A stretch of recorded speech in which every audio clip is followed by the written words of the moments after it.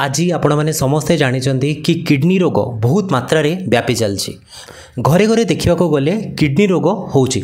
तो आज एमती 5टा जिनस बाबद में कहबी जहाद्वारा कि किडनी रोग बहुत मात्रा रे अधिका मात्रा रे बढ़िबार लागिछि। जदि आपण पारिबे ए 5टा जिनस को निश्चय कंट्रोल करेंगे। फास्ट जिनस देखा बहुत मात्रा रे जो एनसेड व्यवहार करुचु ता अर्थ होची जो पेन रो बटिका आमे खाऊचु।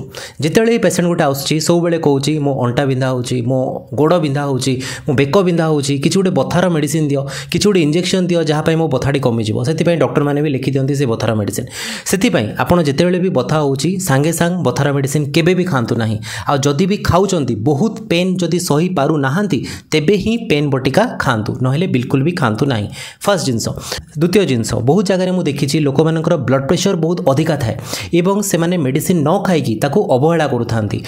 डिफरेंट आयुर्वेदिक औषध नारे किंबा निजे जोग प्रैक्टिस करिकी बीपी को कमेइबा नारे से माने बीपी मेडिसिन को हेला करि चलथांती एवं बीपी मेडिसिन को खाई न थांती। जदि ब्लड प्रेशर बहुत दिन पर्यंत रही जाय थाए तेबे मध्य किडनी डैमेज करे थाए। तृतीय जिनस होची डायबिटीज। जदि आपनक देहरे सुगर बहुत मात्रा रे अछि एवं कंट्रोल नाही सेटा मध्य किडनी को बहुत मात्रा रे खराब करे एवं बहुत जल्दी खराब करे एवं एते जल्दी खराब करे कि बहुत कम दिन रे डायलिसिस पर्यंत पेशेंट पहुंची जाय थाए। सेति पई जदि सुगर अछि ताकू ठीक से कंट्रोल करंतु।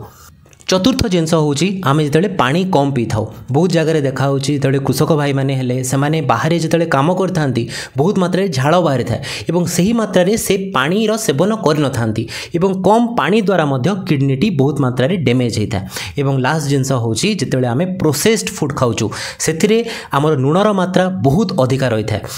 जदि आमे देखिबा प्रतिदिन आमे 7 ग्राम रु कम लुण खाइबा दरकार, किंतु जितेबाला आमे लुण मात्रा अधिका बढ़ाई दउचु सेतेबेले मध्य किडनी डैमेज होता है। जदि आपण निज किडनी को सुस्थ रखा चाहते ए 5टा जिनस निश्चय ध्यान दियंतु। धन्यवाद।